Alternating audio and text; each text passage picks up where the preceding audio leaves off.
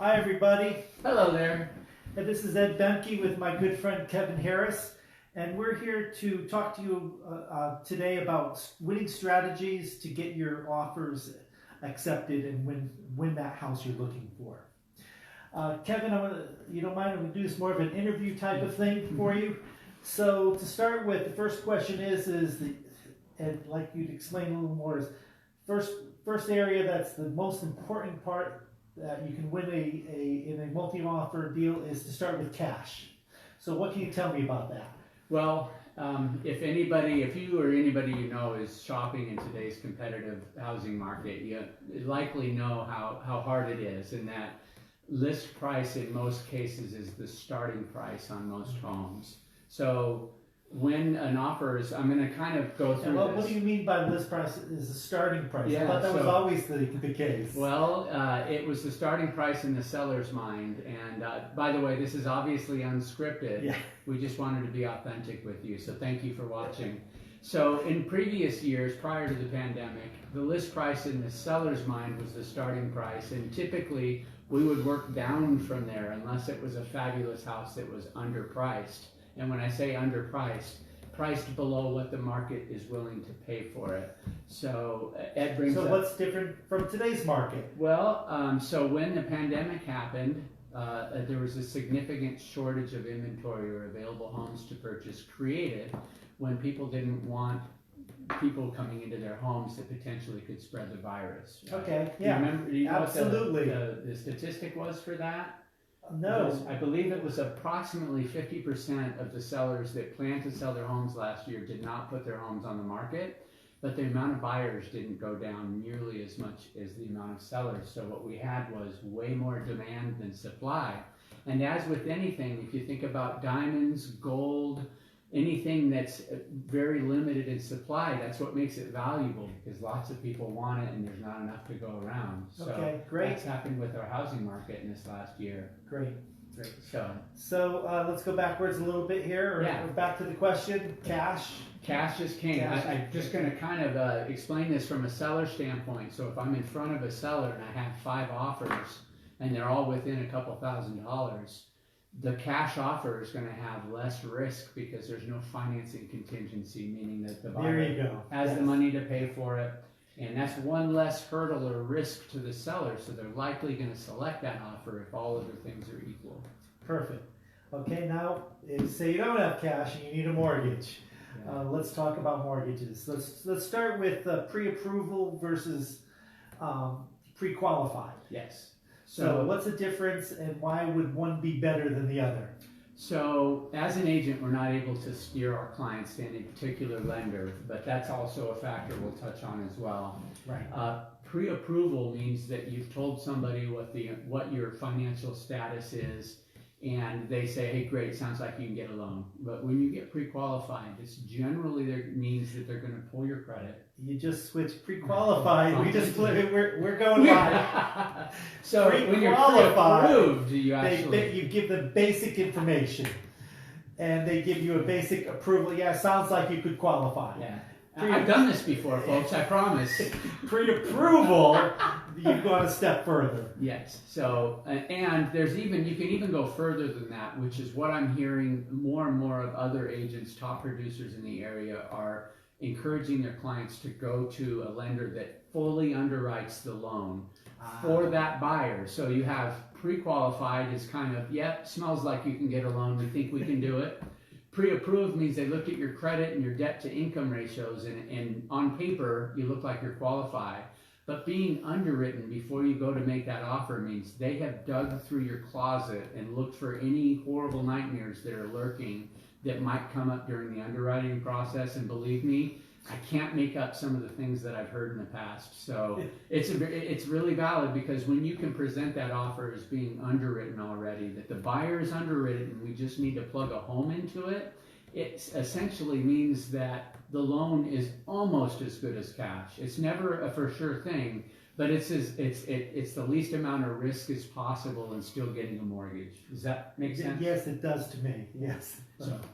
Great. Okay, so now that we know about that, let's talk about types of mortgages. We have conventional mortgages, and we have federal funded mortgages such as FHA, CHAPA, USDA, veterans, and so forth. Yeah. So what's the strongest one to get an offer, and why would you choose that one versus one of the others that would be at more of a disadvantage? Yes. Okay. So a lot of people assume that FHA means it's a first-time buyer, and that's not true. FHA and VA are both government. They're backed by Fannie Mae and Freddie Mac, which may not mean anything to a lot of you, but ultimately it means it's a loan that meets a predetermined criteria that the government sets, that it's insurable and it's guaranteed. But with that comes added red tape in the process of underwriting a loan and getting it done. And the other thing is, with both VA and FHA, there are property condition requirements that sometimes may not be favorable to a seller. What I mean by that is they do require handrails anywhere there's more than a couple of steps. No peeling paint. The roof has to be good. The mechanicals have to be good. You can't buy a fixer-upper very easily with these kinds of loans.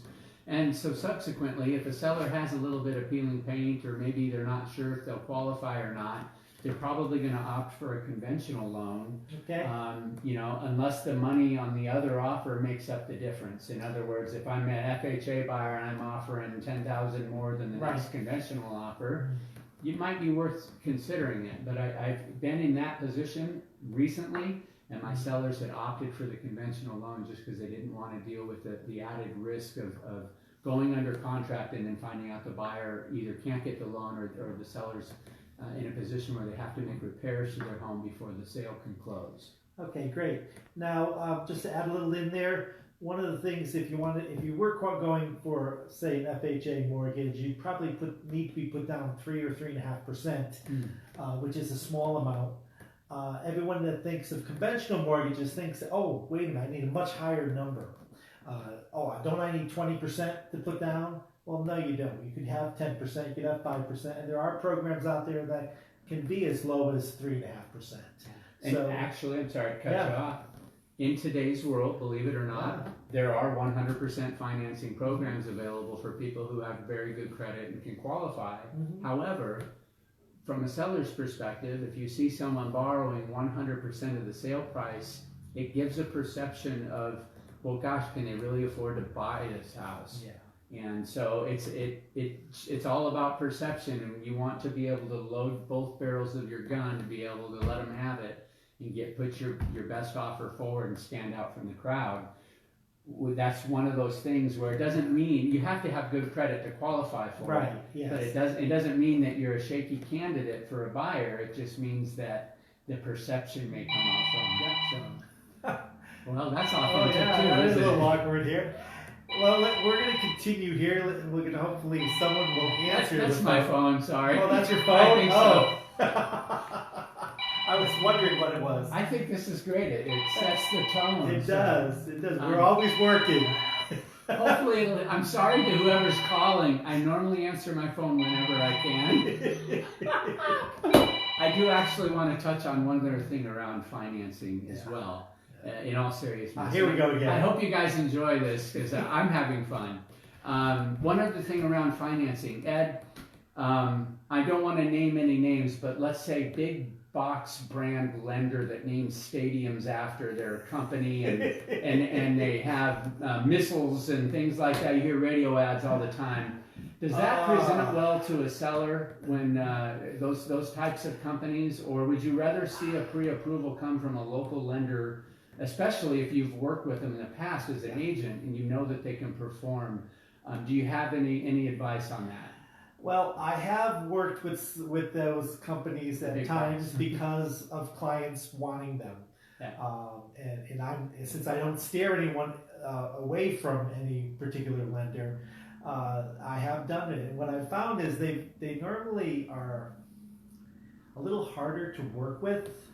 Specifically for my buyers, I have seen interest rates that are higher than what I know they can get. They tend to hide some of the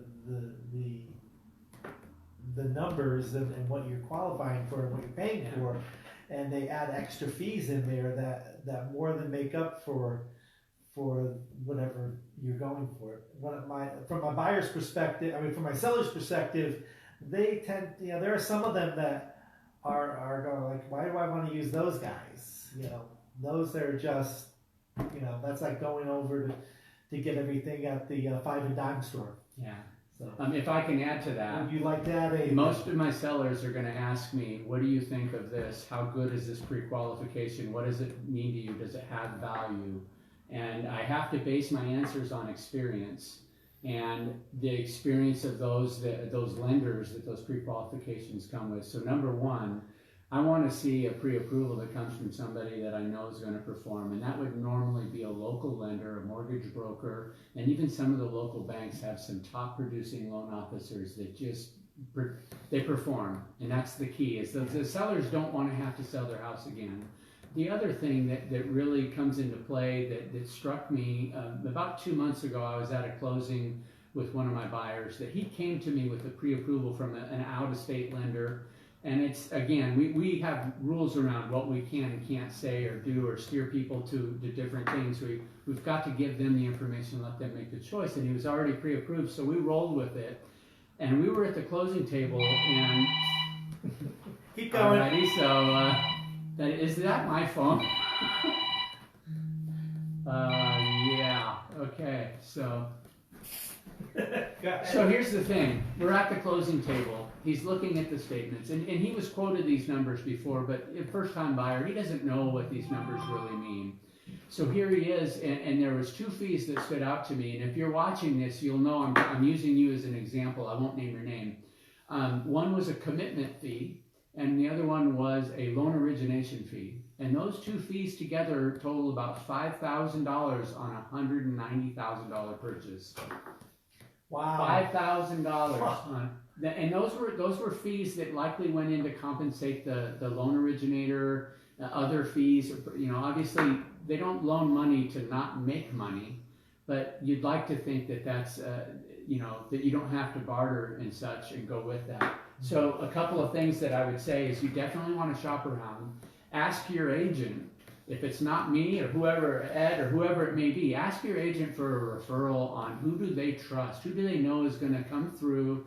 And the reality of it too is there's a lot of times where it's 8 o'clock on a Tuesday night and we have to have the offer in right away because there's multiple offers. Right. You need somebody you can get a hold of. Unfortunately, it's a tough business. But so that being said, I've done some comparison in the last couple months since then, and I've found that there are several lenders that don't charge any lender fees, and we won't name any of them today, but obviously use your realtor as a resource. Some local ones, and actually Keller Williams has their own program that has a lot of advantages too. And we're not, you get to choose, but you could, it is something that you could look at. They have a program with very few fees, as little fees as they can. Yeah. With Keller. Yeah, it's a good, and even too, the other thing is that.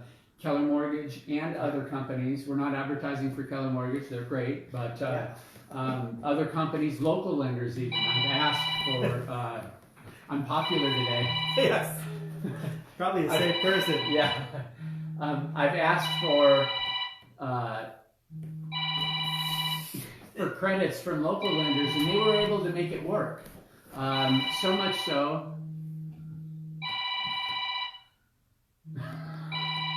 I'm trying, everybody. Next time I'll have my phone on silent before we do Facebook Live. And if you know me, obviously you're watching this because you know me. You can appreciate that this is classic Kevin in action here. So hey, let's move forward here. Yeah. And we're talking a bit about down payments. Down payments. So what would make a good down payment and what would make a poor down payment in today's market? Again, this is going to be from the seller's perspective. Yeah. We're wanting to win the offers. And if the house is a good house, in today's market, it will have multiple offers. You got to be there within 48 hours, and they're selling quickly. If as long as it's priced correctly for its condition and location. So as far as down payment goes, obviously every buyer is going to have a different financial situation. The more the better. That's all there is to it. From a seller's perspective, even though the person that's putting 3% down is every bit financially capable as the person that's putting 20% down, if you see a $50,000 down at the closing versus 5 or 8 or 10, which one gives you a perception of being more financially sound? It's the one putting the more cash down. Even though their credit score might be lower, they may have more debt. There may be many other factors that are in there. So obviously, the more the merrier in terms of down payment. Okay, can we give, say you don't have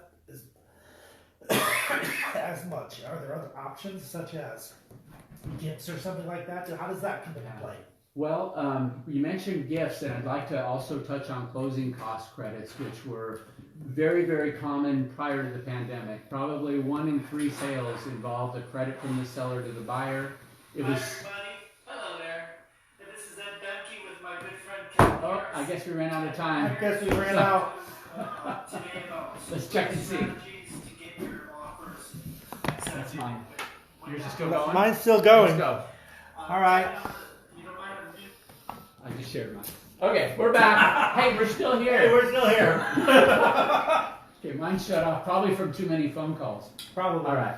So it used to be nothing unusual for me to say offer a little more money and ask for a credit back from the seller. It would help reduce the cash to close. Right. Those offers virtually are not getting accepted today because if there's multiple offers again, which most of them are, Why should somebody take something like that? and you're essentially assuring the seller that they're going to get less than what their house appraises for if they're Right. going to give you a credit, because it will have to appraise for that higher value of whatever the contract price is, and then they're going to give money back to the buyer at the closing. So credits don't really count, but there are situations I've seen where parents can gift money, or rich uncles, whatever it might be. You get a gift and you can use that so you don't have to borrow, or you come up with that extra cash for the closing. And it looks better. Yeah, and there's rules around that, so don't just go out and borrow the money without talking to your lender first. Definitely get permission from your lender. They're going to tell you what you need to do to make sure everything is above ground and fully acceptable from both the buying perspective and the lender themselves. Yeah. Good. Yeah. Inspections, let's talk about those. So most people... And situations dealing with that. So the expectation in today's world is all houses, if you look at and read a contract, there's nothing that says a seller has to fix anything on a home when you enter into a purchase and sale agreement. So why do you have an inspection? So you know you're not buying a home that has a fatal or critical flaw, a $10,000 something or other that might change your perception of value. So, such as? well, let's say that there's been a water leak for years they didn't know about, or maybe there's termites and there's damage. The roof is at the end of its life and it looks good from the ground, but once the inspector looks at it, it needs to be replaced. Any of those things. Or you're in an area where they have a septic system or well, and you want to make sure that everything's working in there, because septic systems can be a little pricey. Yeah. You So want to make sure that they are fully functional. yeah, everybody should do inspections, but what we're seeing a lot of is as-is riders included with those offers. Which is putting your offer in a better light to the buyer, to the seller. Yeah. And essentially, it's not any different than the regular contract, but what you're saying is I'm going to be easy to do business with. The customary real estate transactions in the past meant that, whatever the 5 or so most significant items that you see on your inspection report as a buyer, you may go back to the seller and ask for a credit or have them fix it. But in a competitive market like today, they can just say no and pick the next buyer if you want to give them too much resistance. So Yeah. So in the past, you might have said, "Oh, this window's cracked out. I need that replaced before we buy." Or in today's market, that doesn't come into play. Only if it's something major. well, and to tie into that, your real estate professional like myself or Ed, when we go through the house with you, we're doing our best to look for things that may be problems that you might change your perception of value, because most buyers go into a house and they're thinking, wow, love this granite, love the floors, love the lights. They're not looking to say, wow, this boiler's 30 years old. The inspector's going to tell you it's at the end of its life. And I don't want that to be told to you when you are on your home inspection. I'd rather have you learn that before you put a pen to paper and write that offer. So we're looking for dates, we're looking at the roof, we're looking at windows, right? And we're not home inspectors and we're not going to see everything, but if we can point out a fatal flaw ahead of time and we can reflect that in our offer, or maybe it means that's not the house for you. Exactly, and I've had many clients of mine tell me, "Wow, how did you see that? How did you know to look for something like that? I would have never noticed that." Yeah, and the reality is, obviously, we probably go through more houses than a normal person that's not in the real estate business. Yeah. I estimated last year, it was about 1,000 houses last year, even with the pandemic, that I went through to either show or to consult with people on listing. And so if you figure that over the 10, 11 years I've been in real estate, that's a lot of doors I've been through. And again, I'm not an inspector, and Ed, you can attest to that, Right. you just get a feel when you go in these homes sometimes. You do. Right? You learn what to look for. Yeah. Chimneys. Oh yeah. So I'm going to wrap this up with the last question or Yes. last area to talk about in trying to earn or win by the buyer's side is something called an escalation clause. Can you explain what that is? Yes. So almost all of my offers in the last 60 days have included an escalation clause, and the main reason for that is, let's say you see the perfect house and it's priced at $250,000. We go to schedule that showing and we can see that there's hardly any openings because everybody else thinks it's a great house too. I'll use a real life example without naming an address. We put an offer in on a home. It had over 60 showings and 28 offers in 3 days. So I didn't know that going into it, but I knew that we were going to be up against tough competition. So we use what's called an escalation clause, which simply says to the seller that we will beat any other offer by $5,000, and you can make it however much you want, but up to a certain amount, because obviously there's going to be a maximum that you're going to want to pay as a buyer. And so essentially, So in this case, $250,000 house, a escalation clause of X number of dollars above any other offer, whether it be 1,000, 3,000, 5,000, 10,000, whatever. And well, how do I know? Is there a limit on that? Isn't there like a top part? Yeah. We would also say in this example, let's say that we said we'll pay $260 for that house that's priced at $250, and if anybody else offers more, we'll beat it by $5,000 up to $300,000 is a maximum. So, okay, so $300,000 is the maximum that you're at risk of doing. So say it comes in, somebody else offered, you have multiple offers, and all the highest other offer is not 300, but is 280. Yeah. What would happen then? So then the seller's agent would provide a copy of that offer for 280 with the buyer's information redacted, because that's private information. Right. So they have to give proof. They'll give what me, you're saying. Yes, give me Okay. evidence of that other offer, and then we would change our offer to 285 and sign it. And that means we would get that out, and that's assuming we used a $5,000 escalation clause. And that was the case in that particular home. Okay, yeah. We ended up paying, I believe it was $35,000 over asking price. And folks, if you think that's unusual, it's not these days. $20,000, $30,000, $40,000 over asking price if they're good houses. Yeah. Fixer-uppers aren't going that way. If you're a seller and you're thinking about it, you got to be realistic on your list price. That house honestly was underpriced a little bit, and subsequently they got top dollar. But if I can throw this in too, we also, as is, we guaranteed the difference between whatever it appraises at and the sale price, which is really important, right, Ed? Yeah, because it is. in a market when values are going up, sometimes the appraised value from an independent appraiser does not match what the contract price is. And that takes money. You need to have some cash to do that. So we were able to assure the seller that whatever that difference is, we will pay in cash difference. And that was, again, having to lean on gift money or whatever we needed to do to make that happen. But it's really digging deep in the toolbox. Your turn. So what I just wanted to let you know about is that also didn't require the buyer to pay the $300 that they maxed out on.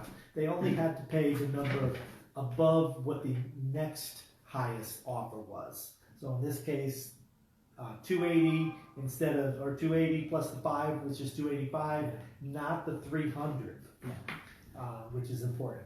Great. Is there anything else you'd like to add here? Well, we'll do this better next time. We We're will. seeing some more of these, but I feel like most of the conversations around real estate right now is frustrated buyers sellers have all the leverage in today's market. Yes, they do. And until the market balances out a little bit, that's going to continue to be the case. If you're a seller, or if you were thinking about moving in the next 5 years, honestly, have a conversation today with your realtor or ourselves. Right, We're yes. readily available. About planning for that, because it may make very good sense to sell and rent, even so you can get the maximum money that you can get for your home today, and you're not stressed with having to find a place to buy in a market that's not buyer friendly. There's a lot of strategies around that we can talk about. So, all right, great. So just want to say thank you very much for joining our Facebook Live today. yeah. Ed Bemke with Keller Williams and Kevin Harris with Keller Williams Legacy Partners. excellent. Great. Thanks a lot, and have a great day, everybody. It's fun and authentic. Thanks, Ed.